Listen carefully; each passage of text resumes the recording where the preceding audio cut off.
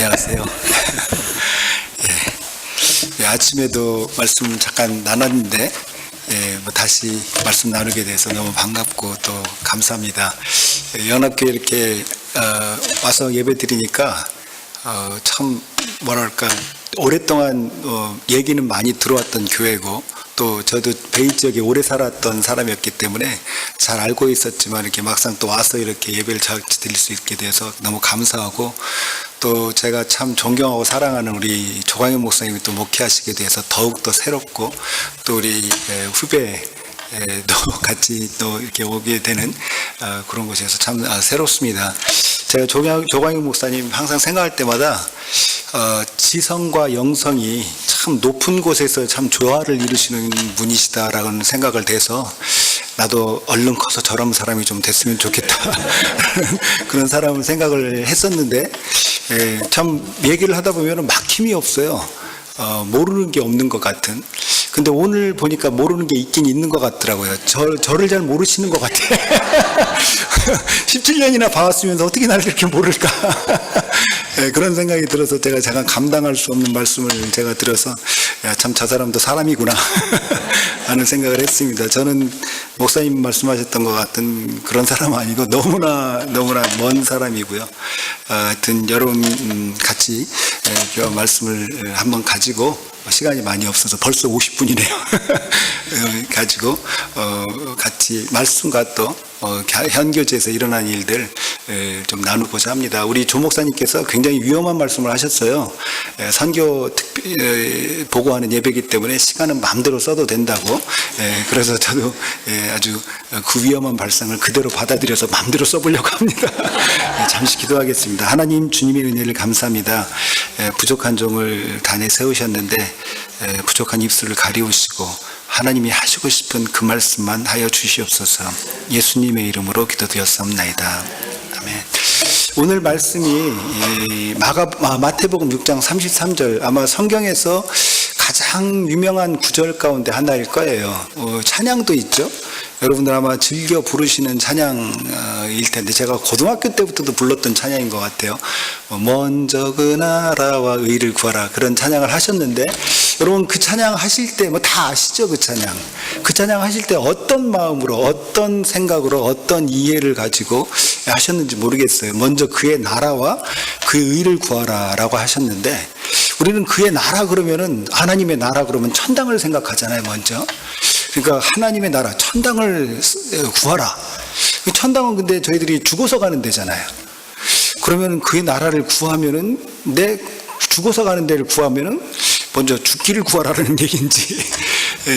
그런데 예수님께서 말씀하시는 하나님의 나라는 죽어서 가는 천당과 약간은 다른 면들이 많이 있습니다.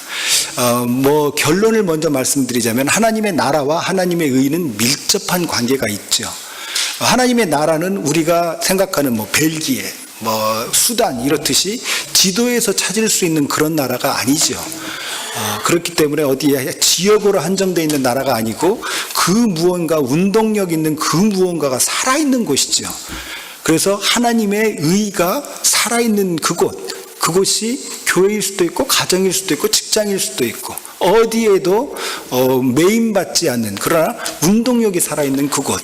그래서 하나님의 의가 살아있는 곳이 바로 하나님의 나라고 그래서 동전의 양면 같은 곳입니다.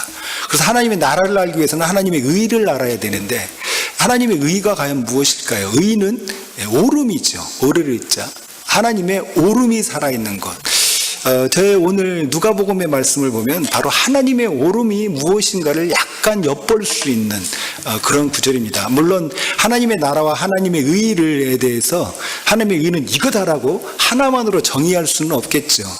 20-30분만으로도 정의할 수 없고 또 제가 하나님의 나라와 의에 대해서 여러분에게 말씀드릴 만큼 그런 실력도 없지만은 아마 오늘 말씀이 하나님의 나라, 하나님의 의에 대해서 약간 엿볼 수 있는 그런 기회를 저희들에게 주는 것 같아요. 누가복음 말씀을 보면은 그래서 누가복음으로 잠시 돌아보면은 누가복음에는 오늘 읽었던 저희들 누가복음의 말씀에는 커다란 두 개의 의가 충돌하고 있는 것을 저희들이 바라볼 수가 있습니다. 여러분 그 누가복음 말씀 한번 좀 띄워봐 주시면은 거기에 예외 없이 오늘의 말씀에도 예수님이 바리새인들 서기관들과 부딪히고 있어요. 이 7절로 가보시면은 서기관과 바리새인들이 예수를 고발하려고 하고 있습니다. 근데 고발을 하려면 고발할 뭔가 근거가 있어야 되죠. 뭘 근거로 고발을 해야 될 거 아닙니까? 근데 그 예수를 고발할 근거는 바리새인들과 서기관들에게 그 고발할 근거는 바로 율법이었죠. 그래서 그들에게는 강한 의가 있었습니다. 그들이 옳다고 믿는 것, 너무나 옳다고 믿는 그 의가 있어서 11절로만 가보면은 그 의가 상하니까, 자기네들의 의가 폐해를 받으니까 11절 보면 그들은 노기가 가득했다고, 얼마나 화가 났는지 모른다고. 왜냐하면 그 예수님이 자기네들이 알고 있는 그 의를 와가지고 손상을 시켜요. 막 데미지를 주고 모욕을 하는 것 같이 느끼고 있습니다. 왜냐하면 안식일에, 다른 날 고쳐도 되는 병을 안식일에 고치고 있기 때문입니다. 여러분, 안식일은 무엇하는 날입니까? 율법에 의하면 쉬는 날, 아무것도 해서는 안 되는 날, 병도 고쳐서는 안 되는 날인데, 예수님은 성경을 보면 굳이 안식일만 골라서 고치시는 것 같아요, 어떻게 보면. 그러니 이분들의 의, 자기가 옳다고 하는 게 얼마나 모욕을 받는지, 노기가 가득했다고 라고 얘기하고 있습니다. 그런데 왜 예수님은 굳이 그렇게 하셨을까요? 왜 율법에 근거한 의를 저렇게 하셨을까요? 왜냐하면 예수님에게는 또 다른 의가 있으셨기 때문에 그렇죠. 또 다른 오름이 있으셨기 때문에 그렇죠. 그래서 서기관과 바리새인들의 오름과 예수님의 오름이 충돌하고 있는 모습이 바로 저 모습입니다. 그런데 그 저 모습을 통해서 우리는 예수님의 오름, 예수님이 보여주시는 하나님 나라의 오름이 무엇에 근거하는 건지, 어떤 운동력을 가지고 있는 건지, 어떤 힘을 가지고 있는 건지 저희들은 바라볼 수가 있습니다. 저 구절만 가지고도 참 오래 말씀을 할 수 있는 귀한 구절인데, 제가 성교 얘기까지 해야 되기 때문에 결론으로만 가보면 구절을 한번 가보도록 하죠. 구절에 이렇게 말씀하고 있어요. 예수님이 바리새인과 서기관들이 자기들에게 고발하려고 하는 그 도발적인 마음을 보고 이렇게 도전적인 질문을 하시죠. 예수께서 그들에게 이르시되, 바리새인과 서기관들이죠, 내가 너희에게 묻노니 안식일에 선을 행하는 것과 악을 행하는 것, 생명을 구하는 것과 죽이는 것, 어느 것이 옳으냐라고 묻고 있습니다. 이미 저희들은 대답을 알고 있습니다. 대답은 무엇이죠? 선을 행하는 것이고, 그 선을 행한다는 것은 바로 무엇인가요? 생명을 구하는 것이라는 거죠. 그래서 예수님의 오름의 힘에는, 예수님의 오름은 생명을 구하는 것에, 생명을 구하는 오름에 그 예수님이 그 오름에 근거하고 있고, 바리새인들의 오름은 그것이 무엇이든지, 생명이 살든지 죽든지 그저 문자적으로 율법에 나와 있는 것만 그대로 지키는 것. 그래서 그것도 그대로 지키지 않으면 지키지 않는 사람을 그저 죽이는 데까지도, 죽일 수도 있는 것 같이 생명과 별로 상관없는 문자적으로 지키는 것이었다면, 예수님의 의는 생명을 살리는 것에 있었다는 것입니다. 그런데요, 참 재밌는 게 예수님이 지금 저 말씀을 하시고 난 후에 지금 무엇을 하시려고 하시고 계십니까? 지금 이미 죽은 사람을 살리시려고 하고 있나요?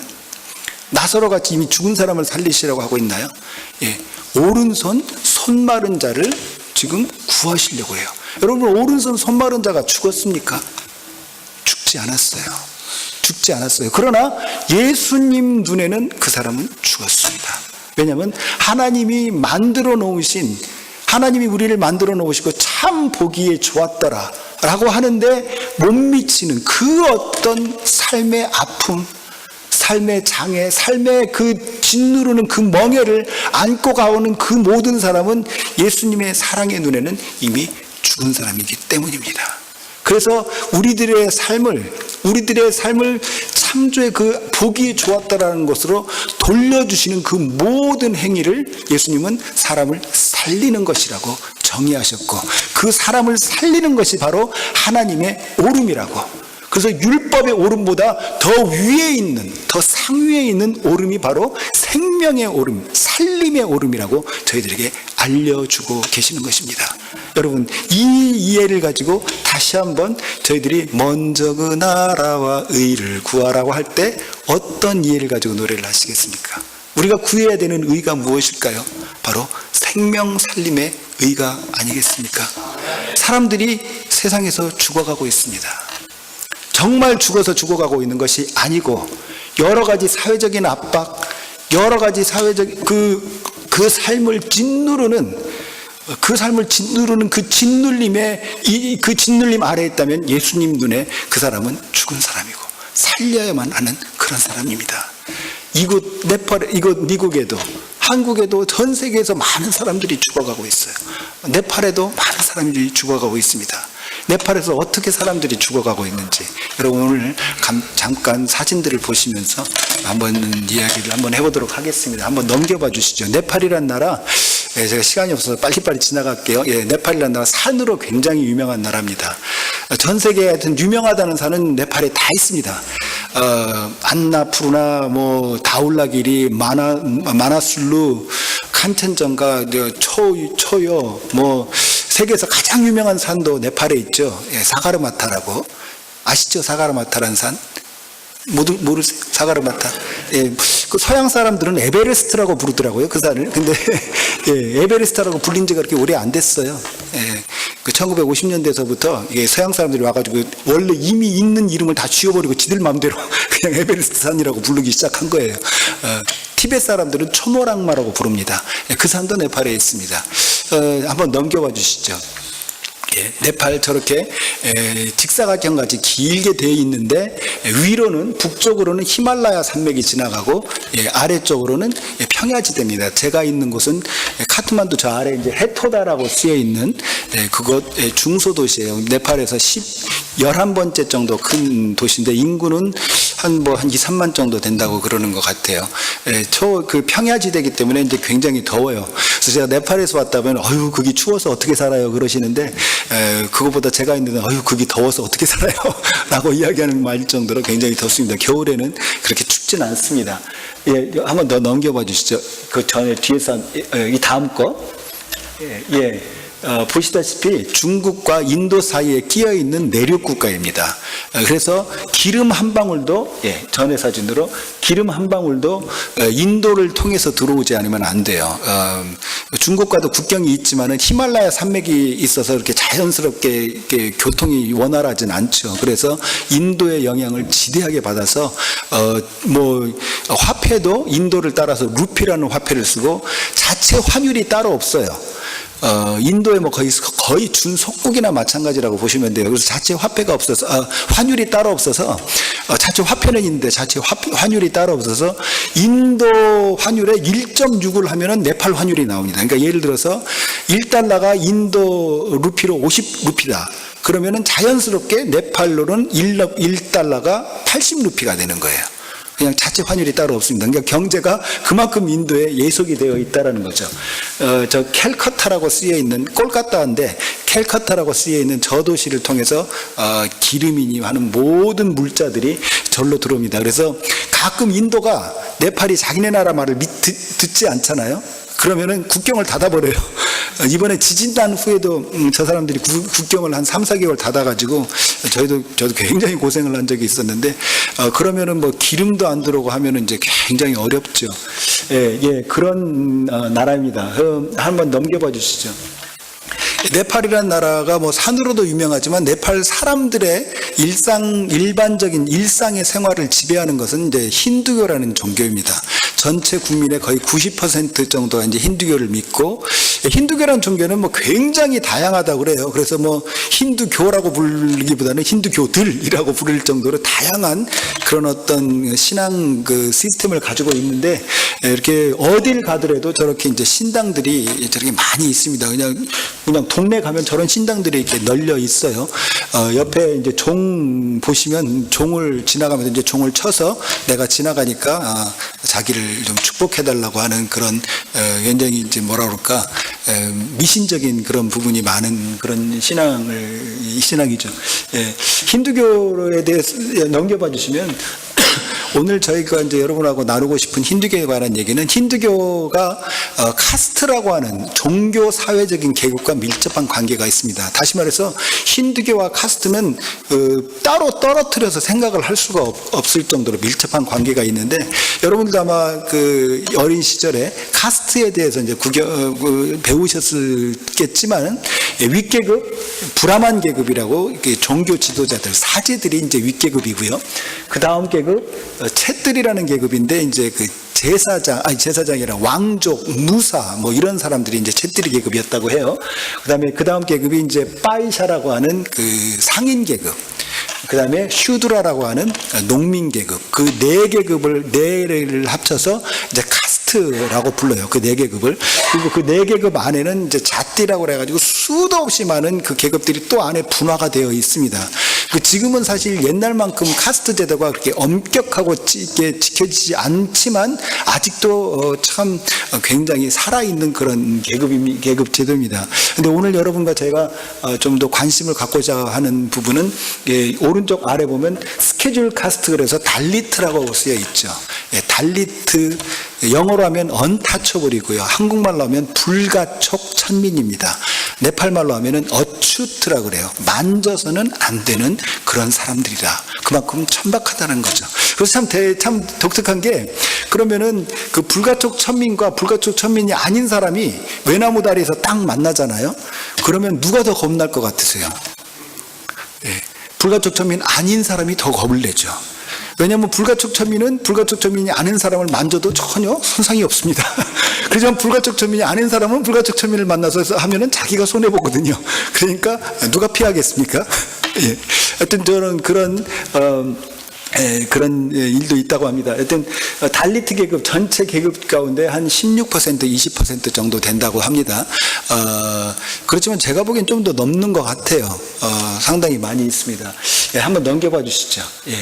제가 그 네팔이라는 나라를 이제 2009년에 처음으로 가게 됐는데, 그때 가게 된 계기는 네팔의 많은 여성들이 인도로 성노예로 팔려가고 있다라는 것을 우연히 알게 됐어요.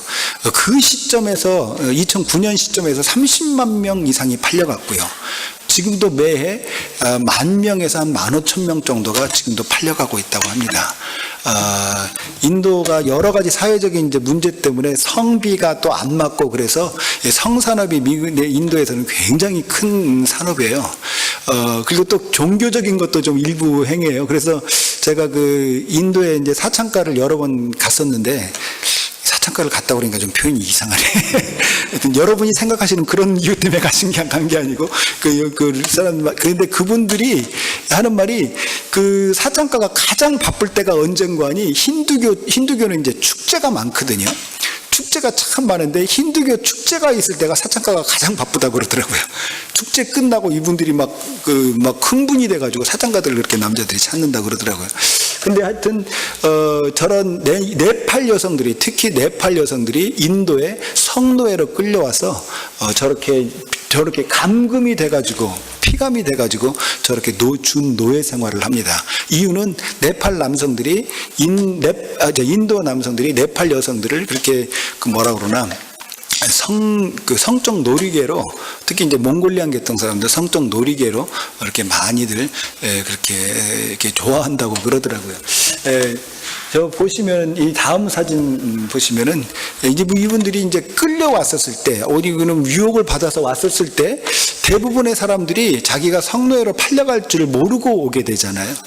모르고 오게 돼서 내가 뭐 그 마피아가 너 몸 팔아 그러면은 네 알겠습니다. 그리고 팔 사람이 얼마나 되겠어요. 내게 이제 저항을 할 거 아닙니까? 그러면 그 팔려온 첫날 이 사람들의 영혼을 완전히 죽여버려요. 그래서 그 팔려온 첫날이 이분들에게는 굉장히 중요한 날입니다. 그날을 The day my God died라고 기억을 한대요. 나의 신이 죽어버린 날. 나를 보호해줘야 될 나의 신이 죽어버린 날이죠. 그래서 그런 날 어떤 사람들은 저렇게 그냥 너무 말을 안 들으면 저렇게 막 황을 부어버린다든지, 또 다음 사람 같은 경우에는 실제로 맞아서 이렇게 죽는다든지, 이런 일들이 벌어집니다. 제가 이제 그거를 이렇게 보면서 마음도 많이 아프고 그래서 인도의 사창가로 팔려가신 분들을 직접 찾아가서 만나서 그분들과 인터뷰도 하고 또 그분들의 실상도 이렇게 막 숨어서 카메라로 찍고 이래가지고 또 인터넷에도 이제 여러 이제 자료가 있어서 그것들을 모아가지고 한 25분 정도 되는 다큐멘터리를 직접 만들었어요. 이거 막 짜집기를 해가지고 그래가지고 네팔에서도 그 인신매매가 가장 활발하게 일어나는 지역들이 있어요. 그 지역들 특히 산간 지방에서 많이 일어납니다. 왜냐하면 산간에 사는 사람들이 굉장히 다른 사람들과 이렇게 접촉이 많이 없다 보니까 이 사람들이 순박해요. 그러니까 사람들이 말을 쉽게 믿고 쉽게 이렇게 유혹할 수가 있는 거예요. 그래서 산간 지방에 인신매매가 많기 때문에 저도 산간 지방을 다니면서 인신매매 예방 사역을 하기 시작한 게 2009년도서부터 이랬습니다. 그래서 한번 넘겨봐 주시죠. 그래서 이제 네팔 저런 스태프들하고 같이 여러 명하고 같이 산간지방을 찾아가야 되기 때문에 이제 산으로 올라가죠. 그래서 이제 저렇게 다리를 넘어서 이제 저 위로 해가지고 산으로 올라가서 한번 넘겨봐 주시죠. 여러 그 지역 학교를 특히 이제 학교가 있는 곳에는 학교가 가장 좋은 게 일단 사람이 모여 있고 또 사람이 모여 있지만 그 인신매매단들이 가장 좋아하는 연령대가 12살에서 한 16살 정도 되는 아이들을 제가 가장 좋아해요. 선호해요.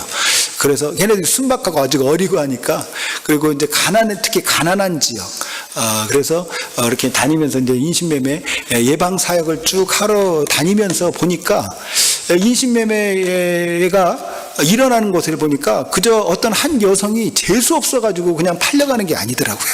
그 어떤 사회적인 이유가 분명히 그 뒤에 있더라고요. 보면 대부분의 사람들이 교육이 낮은 여성들이 쉽게 팔려갑니다. 그리고 산간지방이나 지역적으로 다른 세계와 접촉이 없는 지역 사람들이 많이 팔려가요.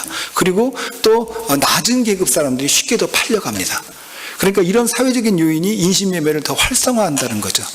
그래서 이렇게 인신매매 예방 사역을 하면서 동시에 참 카스트 제도에 좀 도전장을 내밀고 싶은 카스트 제도라는 건 뭡니까? 사람이 존귀하게 높은 계급으로 태어나고 어떤 사람은 아주 천박하게 태어난다.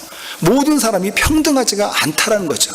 그럼 모든 사람이 평등하지가 않으면은 모든 사람이 존귀할 수가 있겠습니까? 여러분 달릿 계급들을 그분들이 존귀하다고 생각할 수가 있겠습니까? 그래서 평등이 무너지면은 존귀함이 무너지죠. 그런데 우리가 아는 예수님은 누구십니까? 예수님은 우리 모두를 평등하게 대해주셨고 우리 모두를 존귀하게 대해주셨던 분 아닙니까? 우리 모두를 그래서 세례 요한 누가복음 3장에 보면 이런 말씀을 해요. 세례 요한이 예수님의 길을 예비하면서 낮은 구름은 높이고 높은 산은 깎아내서 그의 길을 평탄하게 하라고. 근데 예수님의 길을 평탄하게 한다는 게 예수님의 길을 쉽게 한다는 얘기겠어요? 예수님이 당기시면서 좀 쉽게 당기시라고? 그 얘기가 아니죠.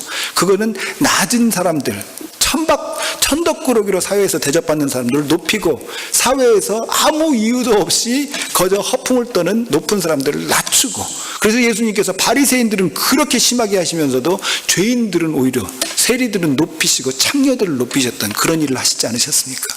예수님의 입에서 평등이란 말이 적어도 성경에서 예수님의 입에서 평등이라는 말을 해보신 적이 없어요.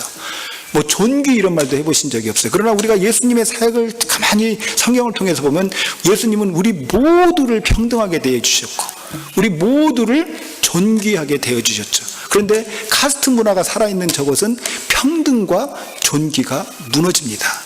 그래서 카스트 문화, 모든 사람이 평등한 것이 아니다, 모든 사람이 존귀한 것이 아니다, 그곳에 예수님의 문화, 즉 모든 사람이 평등하고 모든 사람이 존귀하다는 그 예수님의 문화를 전하자는 마음으로 시작한 것이 예수 문화학교입니다. 저희 예수 문화학교는 꽹과리 같은 거 가르치지 않습니다. 장구도 가르치지 않습니다. 그러나 예수님의 문화를 전하고자 노력하는 것입니다. 그래서 그 예수 문화를 이제 학교를 시작을 해서 한번 넘겨봐 주시죠. 그 네팔에 뭐 빈민촌이 수도 없이 많지만 그 빈민촌 중에 해토다에 있는 한 곳에 어떻게 이제 연결이 돼서 저기서 저렇게 아이들을 가르치는 교육사역으로 예수 문화학교를 시작을 했습니다. 그게 한 4년 전 정도 전에 시작을 해서 처음에는 이제 저희가 마을 장소도 없고 해서 그냥 남의 집 앞들에서 그만 집 앞들이라고 쓰라 그러면 애들 데려다 놓고 숙제 가르치고 그다음에 이제 영어 가르치고 네팔어 가르치고 이렇게 이제 시작을 했어요. 네팔 아이들에게 네팔어를 가르쳐야 돼요. 왜냐면은 빈민촌 출신 아이들은 4, 5학년이 돼도 한국말로 하면 가나다라서 잘 모르는 애들이 많아요. 8학년, 9학년 된 아이들이 저한테 네팔어 책을 가져와가지고 이거 어떻게 읽냐고 물어보는 아이들이 있어요. 그만큼 이 빈민촌의 학력이 떨어지는데 이 학력이 떨어지는 게 굉장히 위험한 거거든요. 왜냐하면 얘들이 그러니까 빈민촌 출신과 빈민촌 출신 아이들이 1학년에서 똑같이 출발을 하는데 빈민촌 출신 아닌 아이들은 부모들이 옆에서 간섭도 하고 꿀밤이라도 때려서 점점 더 진보가 이루어지는데 빈민촌 출신 아이들은 어머니도 무학이고 아버지도 무학이고 아이들 학교 가는지 안 가는지도 별로 관심도 없고 하면 애들이 그냥 놀죠. 그러니까 1학년이 돼도 그 자리요, 2학년이 돼도 그 자리요, 3학년이 돼도 그 자리고 하면은 4, 5학년이 되면 굉장히 위험해질 수가 있습니다. 왜냐하면 아이들이 학교를 따라가지 못하니까 4, 5학년에 드랍아웃을 해버려요. 그냥 학교 가도 선생님한테 뭐 천덕꾸러기 대접받고 하니까 4, 5학년에 학교 그만두면 뭘 하겠습니까? 아이들이 4, 5학년에 학교 그만둔 애들이 그러니까 시장으로 길가로 몰려서 그러고 있다가 이제 여자애들 같은 경우에는 뭐 카트만두나 이런 데 가서 그 양탄자 공장 뭐 이런 데 댕기다가 그냥 그 양탄자 공장 주인한테 당하거나 이래가지고 팔려가기도 하고 그런 일들이 굉장히 많아요. 그래서 빨리 학교를 졸업하는 애들이 훨씬 더 아이 성노예나 이런 걸로 팔려갈 확률이 굉장히 많습니다. 그래서 저희가 애들을 가르치면서 그래서 이제 그런 학교에 좀 붙어 있을 수 있도록 어떻게든지 학교에 붙을 수 있도록 저렇게 이제 튜이션 센터와 이제 홈워크스쿨을 이제 시작을 했습니다. 예, 넘겨봐 주시죠. 그래서 아이들에게 이제 기도도 가르치고 또 넘겨봐 주시죠. 예, 저렇게 밖에서 저렇게 이제 노천 학교 생활을 쭉 하다가 넘겨봐 주시죠. 예, 그 다음 사진. 하나님께서 예비해 놓으신 귀한 부부를 만나게 됐어요. 저기서 지금은 저희가 이제 예수문학교가 2군데 있는데 이제 첫 번째 시작했던 학교 비바라는 왼쪽에 이제 그 여자분이 비바, 오른쪽에 남자분이 이제 머머시라는 분인데 이 두 분은 사실 두 분 다 사실 학교를 한 번도 다녀본 적이 없는 분들이에요.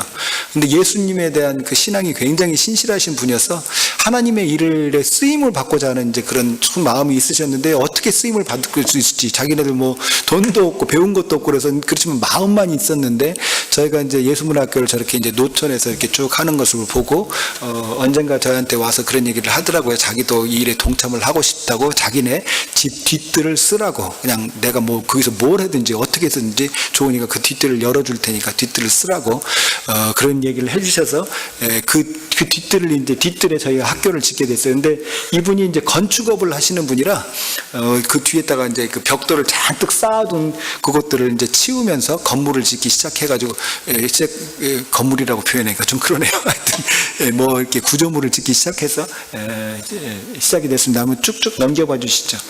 건물 치우고 있고요. 네. 그 친구들과 같이 일하면서 동네 저희가 이제 학교를 이렇게 짓는다고 그러니까 동네 사람들이 많이 와서 이렇게 도와줘서 저렇게 뼈대를 올리고 지붕을 올리고 그 아래 저걸 넣고 또 바닥을 깔고 이렇게 쭉 해서 여기서 잠깐 멈춰주세요. 저렇게 이제 초현대식 건물이 이렇게 들어서게 됐습니다. 저희 보시면 아시겠지만 저게 이렇게 큰 것 같지 않으시지만은 저기에 저희가 맘만 먹으면 거의 200명 정도까지도 앉아서 예배를 드릴 수 있는 공간입니다. 반은 6개 정도 반을 할 수 있고 그래서 저렇게 해가지고 이제 쭉 하다가 어떤 제 이제 친구 후배 목사 하나가 그 자기 교회에 좀 이렇게 도움 요청을 해줘서 또 다른 그 유치부를 위한 특별 그 건물을 또 짓게 됐어요. 그래서 한번 넘겨봐 주시죠. 그래서 그 아래 그 이제 뜰이 있는 그 이제 밭이 원래 이제 저기가 밭이었는데 밭을 다 옮기고 저기다가 이렇게 건물을 또 하나 짓게 됐습니다. 이렇게 넘겨봐 주시죠. 예, 넘겨봐 주시죠. 예, 쭉쭉 넘겨봐 주시죠. 예. 지붕을 넣고 바닥을 넣고 해서 이렇게 예쁜 건물이 하나 넘겨봐 주시죠. 그래서 이거는 이제 유치부용으로 저희들이 이제 해서 저기 위에 저희 쓰여 있는 네팔어가 저희 학교 그 이념입니다. 이념. 그 저희 학교 이념이 예수 그리스도 안에서 우리 모두는 평등하고 존귀합니다. 저희 학교 이념이에요. 그래서 그거를 네팔말로 저렇게 써서 예수 크리스마 하미 서버의 엑서만러 버물레 청, 똑같은 말입니다. 그렇게 해서 저것들을 배너를 해가지고 온 동네 분들이 저걸 매일 아침 볼 수 있도록 저렇게 했습니다. 넘겨봐 주시죠. 저렇게 건물을 쓰고 있고요. 저렇게 좀 멀리서 보면 저렇게 다 써 있습니다. 그래서 저희 학교 말씀드린 대로 그리스도 예수 안에서 우리 모두는 평등하고 존귀합니다. 저희 학교 이념이고요. 그 아래 5개는 저희 학교 교훈이에요. 그래서 물론 저게 이제 네팔어로 번역이 되어 있고 영어로 번역이 되어 있고 네팔어로 번역이 되어 있지만 한국말로 하면은 스스로를, 가정을, 마을을, 국가를, 그리고 세상을 책임져라. 영어로 하면 be responsible for yourself, be responsible for your family, be responsible for your community, 그 다음에 be responsible for your country, 네팔, 그 다음에 be responsible for the world. 그런 교훈을 가지고 저희 학교가 진행이 되고 있습니다. 한번 넘겨봐 주시죠. 그래서 저희 학교에는 3가지 교육이 있어요. 하나는 지성교육, 그 다음에 인성교육, 그 다음에 영성교육. 지성교육, 그래서 여러분들에게 제가 나중에 학교 끝나고 시험을 좀 지성교육의 목표는 뭐냐면은 thinking person입니다. 생각하는 사람. 지식이 많은 사람이 아니라 생각하는 사람. 그래서 그 아이들에게 그런 이념을 갖고 하지만은 저희가 지금 하고 있는 거는 말씀드린 대로 네팔어를 굉장히 중요하게 생각해요. 왜냐하면 저희들이 생각을 할 때 뭘 통해서 생각을 합니까? 언어를 통해서 생각을 하잖아요. 그래서 언어가 떨어지면 아무래도 생각이 떨어질 수밖에 없죠. 그래서 영어, 네팔어, 그리고 영어, 네팔어를 굉장히 중요하게 생각하고 그 다음에 수학, 과학, 그리고 4과목을 중점적으로 아이들에게 가르치고 있습니다. 지성교육, 그래서 이 아이들, 저희 이제 제2예수문학교인데, 여기는 이제 교회 건물을 빌려서 임대해서 저희가 쓰고 있고요. 그래서 이제 이렇게 반을 나눠서 튜이션도 하고요. 그 다음에 넘겨봐 주시죠. 그리고 이곳에서는 저희가 지금 이제 홈워크스쿨입니다. 그래서 아이들 숙제 가지고 오면 집에서 홈워크가 해결이 되지가 않아요. 그러면 저 이제 다 불러 모아서 홈워크를 가르치면서 아이들에게 또 모자라는 것들을 가르칩니다. 쭉 홈워크스쿨 하고 있고요. 저 홈워크스쿨 하고 있는 모습입니다. 그래서 지성교육의 목적이 뭐라고 그러셨죠? 생각하는 사람. 그런데 여러분 어떠세요? 생각만 할 줄 알면 사람이 완성이 되나요? 아니죠. 여러분 잘 아시는 스탈린이라는 사람 아시죠? 스탈린이라는 사람 정말 똑똑한 사람이거든요. 머리 기가 막히게 좋은 사람이죠. 생각할 줄 알아요. 근데 그 사람이 생각을 할 줄 알아가지고 뭔 짓을 했습니까? 스탈린이라는 사람이 정권을 잡아서 2,500만 명이 죽었다 그러더라고요. 생각만 하는 거는 부족하죠. 히틀러 엄청나게 똑똑한 사람입니다. 머리가 보통 좋은 사람이 아니죠. 그 사람 그 좋은 머리로 뭘 했나요? 수도 없이 많은 사람을 죽였죠. 그래서 지성은 인성의 지배를 받아야 합니다. 그래야지만 그 지성이 살아있을 수가 있죠. 인성교육, 저희들의 인성교육의 목적은 배려하는 사람입니다. 뭐라고요? 배려하는 사람, considerate person을 만드는 것이 인성교육이죠. 그래서 인성교육 저희가 할 때 굉장히 중요하게 생각하는 게 참을성, 그 다음에 사회성, 그 다음에 아이들 창의력, 집중력 이런 것들을 키울 수 있는 여러 가지 게임이나 또 아니면 아이들하고 같이 그런 대화를 나누면서 그런 것들을 해요. 넘겨봐 주시죠. 간단한 예로 저 팔랑개비 하나 만드는 것도 인성교육과 굉장히 밀접한 연관이 있습니다. 팔랑개비 만들 때 이렇게 이제 종이를 잘 접어서 만들어야 되잖아요. 처음에 가니까 애들이 종이 이렇게 접는 걸 못해요. 이거를 접을 수 있는 참을성이 없는 거예요. 집중력도 없고, 그러니까 종이를 이렇게 접어놓고 안 된다고 막 투정 부리고 화내고 그래요. 지금은 잘 됐습니다. 그런데 이 종이 하나를 이렇게 접어야지만이 그 다음 단계가 되죠. 이거를 이렇게 접어놓으면 그 다음 단계가 어떻게 가겠습니까?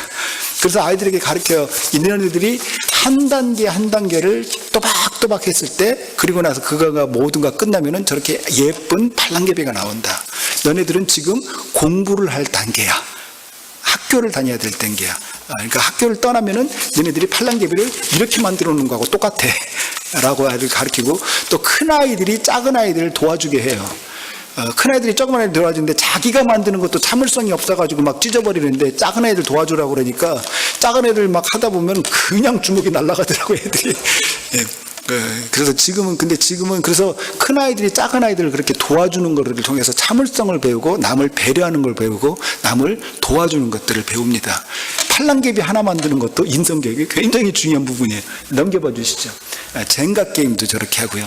젠가 게임 저희는 뭐 아침에도 말씀드렸지만은 젠가 게임은 저희들을 빼는 걸로 게임하지 않아요. 젠가 게임 보통 이렇게 하나씩 빼지 않습니까? 저희는 젠가 게임을 하나씩 쌓는 걸로 게임을 해요. 그래서 두 팀으로 나눠가지고 한 팀당 와서 한 명씩 나와서 쌓아요, 이렇게. 그래서 누가 먼저 많이 올라갔나. 근데 이걸 잘 쌓으려면, 그러면 우리가 이기려면 많이 쌓아야 되잖아요. 그렇게 하려면은 나도 하나 쌓지만은 내 뒤에 있는 사람이 또 잘 싸울 수 있도록 배려를 해야지만이 우리 팀이 이길 수가 있잖아요. 그러니까 내가 하나 쌓는 걸로 끝나는 게 아니에요. 내가 쌓고 그 다음 사람이 잘 쌀 수 있도록 내가 쌓아줘야 되거든요. 그런 것들을 통해서 또 뒤를 생각하고 배려하는 것들을 저희들에게 애들에게 가르칩니다. 예, 넘겨봐 주시죠. 아이들에게 아침에 세수해라, 손톱 깎아라, 뭐 이런 것들, 그런 것들도 가르치고 저기 지금 그거 하고 있는 거고요. 예, 굉장히 중요한 프로그램 중에 하나가 이제 아이들에게 동네 마을 쓰레기 줍는 거예요. 동네에서 그냥 쓰레기를 상상할 수 없을 정도로 쓰레기가 많습니다. 근데 다 동네 사람들이 버린 거거든요.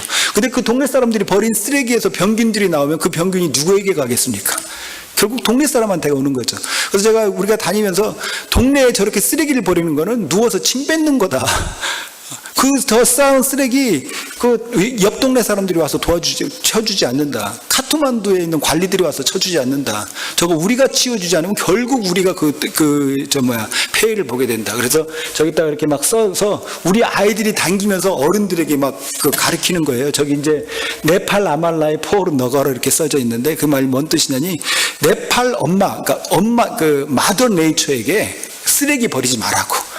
그렇게 써가지고 이렇게 이제 막 캠페인 같은 거 이렇게 하고 다닙니다. 네, 넘겨봐 주시죠. 2주마다 한 번씩 저거를 이제 저희들이 해요. 예, 그래서 이제 쓰레기를 다 저렇게 태우고요. 또 넘겨봐 주시죠. 그리고 이제 저기는 뭐 칼라링도 이렇게 칼라링하면서 참을성을 가르치고, 이제 저 칼라 펜슬이 있잖아요. 저 칼라 펜슬 함께 쓰는 법. 맨 처음에 칼라링을 주고 맨 처음에 칼라 펜슬을 했더니 애들이 얼마나 싸우는지 막 이걸로 막 서로 막 찍으려고 덤벼들더라고요. 지금은 잘 그러니까 같이 나눠 쓰는 법, 이런 것들 저런 것들을 배우고, 지금은 아마 수도쿠 같은 게임도 하고요. 네, 넘겨봐 주시죠. 저렇게 이제 손잡고 하는 게임도 하고, 이제 굉장히 중요하게 저희가 생각하는 게 속담이나 성경 구절을 가지고 아이들을 가르칠 때 성경 구절만 가르치는 것이 아니라 성경 구절을 하나 선택해서 그리고 그 성경 구절과 내용과 상관 있는 이야기를 해요. 그런데 그 이야기를 그냥 말로만 하면 재미없으니까 선생님이 이야기를 해주면 그 옆에 선생님이 그 이야기에 맞춰서 그거를 연극으로 시연을 하는 거예요. 그래서 새가 날아갔습니다. 그러면 한 선생님이 찌리릭 그리고 날개를 하고 이렇게 남아가면 애들이 너무 좋아하고 훨씬 더 그 내용이 가슴 깊이 바뀌기 때문에 그런 모습들을 보고 계시는 거예요. 그래서 여기 다음 사진은 보시면 지금 이제 선생님 두 명이 지금 연극을 하고 있는 거예요. 한 명이 지금 얘기를 하고 있고요. 이렇게 인성교육을 잘했더니 애들이 얼마나 마음이 착한지 저한테 이잡아 주겠다고 저렇게 이제 와가지고 굉장히 착해졌죠, 애들이. 그렇습니다. 그런데 한번 넘어가 보시죠. 인성교육은요, 또 영성의 지배를 받아야 합니다. 왜냐하면 다른 사람을 배려하는 건데, 이렇게 얘기할 수 있잖아요. 내가 왜 다른 사람을 도대체 배려해야 돼요? 나 살기도 바쁜데 다른 사람을 내가 뭐 때문에 배려해야 되죠? 라고 이야기하면 뭐라고 대답을 해야겠습니까? 그 대답은 영성에서 나옵니다. 왜냐하면 우리 모두는 하나님께서 만들어 놓은 피조물이기 때문에 그렇죠. 여러분, 내 앞에 보이는 모든 사람들이 하나님이 만들어 놓으신 거라면 우리의 주인은 누굽니까? 하나님이시죠. 그 사람이, 내 앞에 있는 사람이 아무리 조그만들, 아무리 까맣고 까무잡잡하고 볼품이 없은들 그분의 주인은 하나님이시라면 그 인간의 존엄은 자체에서 나오는 것이 아니라 하나님에게부터 나온다는 거죠. 우리가 정말로 창조주 하나님을 믿는다면 우리 모두 한 사람 한 사람의 존엄성이 우리를 만드신 하나님으로부터 나옵니다. 그렇기 때문에 우리가 바로 그분을 존귀하게 대해야 되는 거죠. 그래서 그 존귀의 근원인 하나님의 자녀들에게 존귀하게 대해야 되겠죠. 그래서 그랬기 때문에 우리가 서로를 배려해야 되는 거죠. 그래서 그 배려의 이유가 영성에서 나오기 때문에 영성이 인성을 덮는 것이죠. 그래서 영성 교육의 목표는 기도하는 사람입니다. 자, 지성 교육이 뭐라고 그랬죠? 생각하는 사람. 인성 교육은 배려하는 사람, 영성교육은 기도하는 사람입니다. 기도는 뭔가요? 기도는 호흡입니다. 기도는 대화죠. 하나님으로부터 우리가 듣고 하나님께 고하고. 근데 우리는 대부분 기도를 대화라고 그러고 일방통행만 해요. 대개 그냥 하나님 앞에서 그냥 막 쏴대죠. 예, 그건 대화가 아니죠. 그건 그냥 선포죠. 그렇기 때문에 우리가 성경 읽는 것이 사실은 기도입니다. 한 곳에 하나님의 말씀과 하나님의 뜻이 있기 때문에 하나님으로부터 듣는 것이죠. 그리고 하나님께 고하고. 그래서 성경 읽기는 정확하게 말하면 기도의 한 일부이죠. 기도하기 위해서는 하나님을 인정해야 되죠. 하나님의 살아계심을 인정해야 되고 하나님의 주권을 인정해야 합니다. 그렇기 때문에 하나님에 관한 신앙의 모든 것이 기도에 녹아 있는 것 같아요. 그래서 기도하는 사람 만드는 것입니다. 근데 기도하는 사진들 보여드릴게요. 근데 저렇게 제가 말은 막 이렇게 하고 있지만 기도가 참 쉽지 않습니다. 애들에게 기도 지금도 아직 너무나 많이 멀어요. 너무나 멀지만 저희가 지금 가고 싶은 곳이 저곳이다라는 말씀을 이제 드리는 것입니다. 예, 기도하는 데를 훈련들 하고 있고요. 네, 저 기도하는 모습도 보여드렸고요. 네, 그리고 저거는 이제 저희들 이제 찬양하는 모습입니다. 예, 그래서 저희는 찬양을 저희들이 직접 율동을 만들어서 찬양을 해요. 저희가 직접 만든 율동 만든 게 한 30곡 정도가 넘습니다. 그래서 이번에 임마누엘 장로교에서 한 팀이 오셨는데 저희들에게 이제 율동도 가르쳐 주신다고 그래서 저희들한테 가르쳐 주시는 것도 좋고 저희들한테 좀 배워 가시라고 그래가지고 많이 가르쳐 드리기도 했어요. 굉장히 좋아하시더라고요. 그건 가져간 거 임마누엘 장로에 가서 이제 쓰겠다고 그러시더라고요. 예, 하여튼 그렇게 해서 저희 리더십 훈련을 근데 이제 저희가 가장 훈련 중점적으로 지금 생각하고 있는 부분은 이제 리더십 훈련이에요. 이제 6학년 이상 되는 아이들을 어시스턴트 티처로 해가지고 이 아이들이 예수문화학교를 스스로 끌고 갈 수 있도록 그래서 5년 후, 6년 후, 7년 후에는 이 아이들이 예수문화학교의 정말 주인이 되어서 예수문학교를 끌고 갈 수 있도록 만들기자 그래서 리더십 훈련을 지금 하고 있습니다. 제가 가장 신경 쓰는 부분입니다. 예. 그래서 아이들에게 특별히 이제 그 고학년 아이들을 모아서 따로 성경 공부를 이제 저렇게 하고요. 넘겨가시죠. 그래서 이 아이들은 이제 특별 대우를 해서 가끔은 저렇게 이제 야유회도 데리고 나가가지고, 이제 좀 그렇게 합니다. 예, 넘겨봐 주시죠. 넘겨봐 주시고. 예, 여러분, 네팔이라는 나라가 참 쉽지가 않은 나라예요. 제가 지금 네팔에 가서 완전히 네팔로 간 지는 한 3년 반, 4년이 조금 못 됐는데, 그리고 예수문화학교를 시작을 한 지가 그래서 이제 3년 반 정도 됐는데, 저희 학교가 그렇게 크지 않습니다. 한 한 곳에 평균 한 60명 정도씩 와요. 너야버스티라는 동네에도 많이 올 때는 100명 넘게도 오지만, 평균 한 60명 정도 아이들이 오는데, 그러니까 많지가 않죠. 그런데 제가 3년 반 사역하는 동안 그곳에서 벌써 4명이 자살을 했어요. 부모들이. 아이들 부모들이. 그리고 또 한 명은 또 살해를 당하기도 하고. 넘겨봐 주시죠. 제 안에 그 무릎에 있는 애, 이제 이 아이 이름이 꽃빌라라는 아이인데, 꽃봉우리 그런 뜻이에요. 그런데 저 아이 엄마가 한 2달 전에 자살을 했어요. 그래서 저 아이는 너무나 행복하게 잘 살고 있다가 이제 다음 달 정도에 이제 카트만두에 있는 고아원으로 가게 됐어요. 예, 다음 사진 한번 보죠. 얘가 아까 제 이잡아 주겠다고 했던 그 아이인데 얘 아빠는 한 1년 전쯤에 살해당한 채로 이렇게 다리 밑에서 발견이 됐는데 어떻게 누가 살해됐는지 왜 그렇게 됐는지도 모르고 그냥 케이스가 덮어져 버린 그런 케이스입니다. 럭숨이라는 아이, 이 아이의 엄마도 한 2년 반 정도 전에 자살을 했습니다. 또 한 번, 맨 오른쪽에 있는 아이, 저 맨 오른쪽에 있는 아이 크리스나라는데 저 아이 엄마도 한 석 달 전에 또 자살을 했어요. 예, 그 무언가가 네팔을 쥐고 있는 것 같은 느낌이 듭니다. 그리고 그분들 물론 제가 그분들 삶이 얼마나 무거웠으면은 그런 길을 택하셨을까라는 생각도 들지만 또 그런 길을 택했을 때 저 자녀들의 삶은 또 어떻겠습니까? 어떻게 되냐? 이름이 꽃봉오리인데 꽃봉오리인데 꽃봉오리라는 이름이 꽃봉오리가 진 것 같은 그런 느낌을 받습니다. 예, 넘겨봐 주시죠. 예, 저희 집 바로 앞에 있는 다리예요. 제가 이렇게 항상 온 가는 데인데 이번 홍수에 저 다리가 그냥 쓸려 내려가 버렸어요. 저 다리가 쓸려 내려가고 나니까 이제 저 다리가 언제 복구될지는 아무도 모릅니다. 왜냐하면 이번에 피해가 워낙 광범위해가지고 뭐 한두 군데만 집중되는 게 아니라 워낙 광범위하다 보니까 국가에서 이제 저거는 뭐 개인이 할 수 있는 게 아니라 국가가 해줘야 되는데 국가가 저렇게 다시 해줘야 되는 다리가 한두 개가 아니기 때문에 언제 복구가 될지 알 수가 없어요. 예. 넘겨봐 주시죠.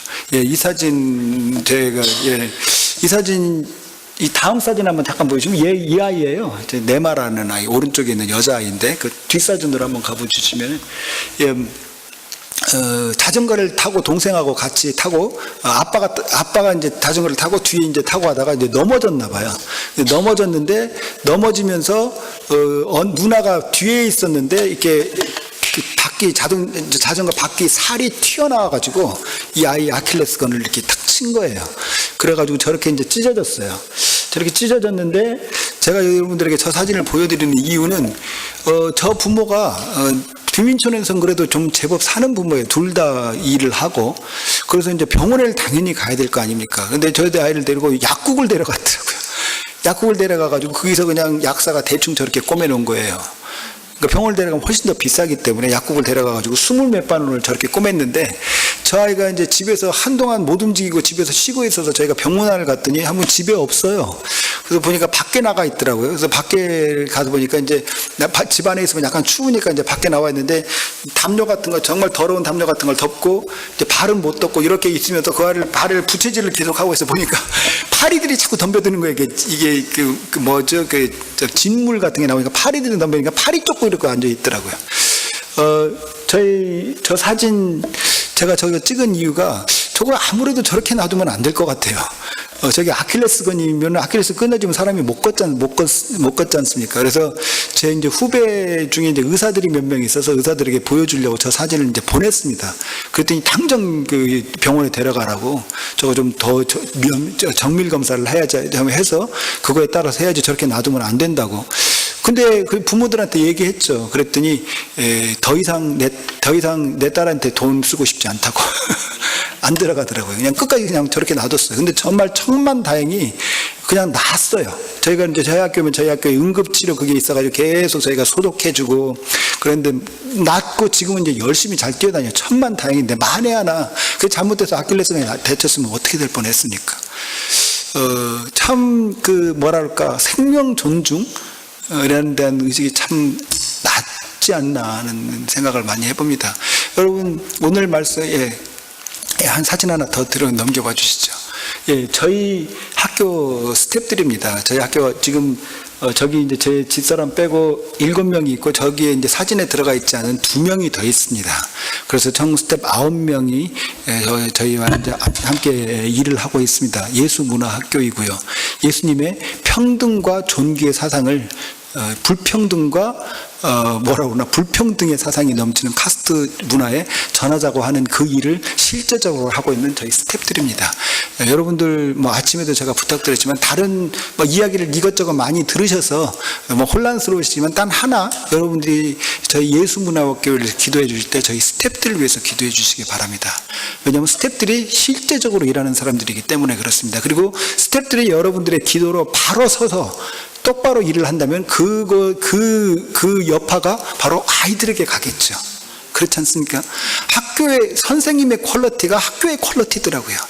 그래서 선생님이 그렇지만 저희들은 가르치는 기술만 좋은 것이 아니라 말한 대로 인성이 있는 선생들, 영성이 있는 선생들, 지성이 있는 선생들. 그래서 그 선생님들이 아이들에게 지성과 인성과 영성을 전해줄 수 있는 퍼줄 수 있는 그런 선생님도 올바로 설 수 있도록 여러분들이 기도로 도와주시기 바랍니다. 딱 하나 부탁드릴게요.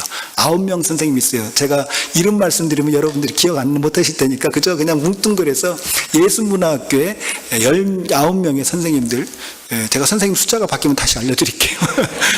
지금 한 3, 4명 더 뽑아야 되거든요. 선생님들 9명의 선생님들, 그분들이 하나님의 말씀 위에 또 하나님의 예수님의 심령으로 바로 서서 정말 아이들을 평등하고 존귀하게 대해서 그 아이들이 우리 선생님들을 통해서 예수님의 평등과 존귀를 배울 수 있도록 선생님들 바로 세워주십시오라고 기도해 주시기 바랍니다. 네, 잠깐 기도하겠습니다.